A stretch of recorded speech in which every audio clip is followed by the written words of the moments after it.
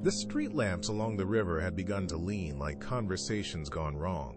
Courteous at first, then slanting away as if embarrassed by what they'd seen. The air felt thick in a way that meant more than humidity, a small, persistent wrongness pressed against skin. I noticed details the way a curator notices dust, the same pedestrian pausing mid-step with eyes fixed at an angle, pigeons refusing to peck, static behind radio voices like a distant throat clearing. It was the scene I had once taught audiences to feel, the perfect setting where anticipation lives and breath is currency. Slowly, the city answered in its own language. Trellises of frost traced patterns across glass that were not about cold but a geometry wanting cataloging. Street vendor receipts bore spiral stamps no machine had printed. On my phone, photos I swore I hadn't taken unfolded into panoramas of sky stitched with wrong constellations. People muttered the same phrase in different tongues, like an echo learning accents. The phrase had teeth, my practiced intuition for building suspense. The hush before the reveal turned traitor. My tricks taught me to listen for quiet. Now the quiet listened back. The real work began in my head. Storytelling had been both refuge and tool. Pacing, withholding, the slow burn that coaxed fear from the comfortable. Those skills became survival tactics against myself.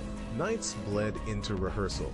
I spoke scenes aloud to test the edges of the hallucination, trying to trap the anomaly in narrative. Names slipped like coins from a pocket. My mother's, my first dog's, replaced by numbers that counted down without reaching zero. Mirrors returned memories with a delay, and when I pressed my poem to glass, it felt like someone else's hand had been there first. Then the interruption, a presence that did not arrive so much as unroll. It favored angles where architecture met sky, folding buildings into planes that did not obey Euclid. Sound failed to map on instruments, yet threaded through the bones of the city. A chorus of rotors, a ledger kept in the frequency between heartbeats. It did not look like anything I'd been taught to dread. It resembled what disappointment would be if disappointment had breadth. An explanation stretched thin enough to reveal a web beneath. It did not speak. It annotated, polishing memory until the familiar became foreign. I tried to tell this as I had taught others, to frame it, to keep it bounded by rhythm and closure.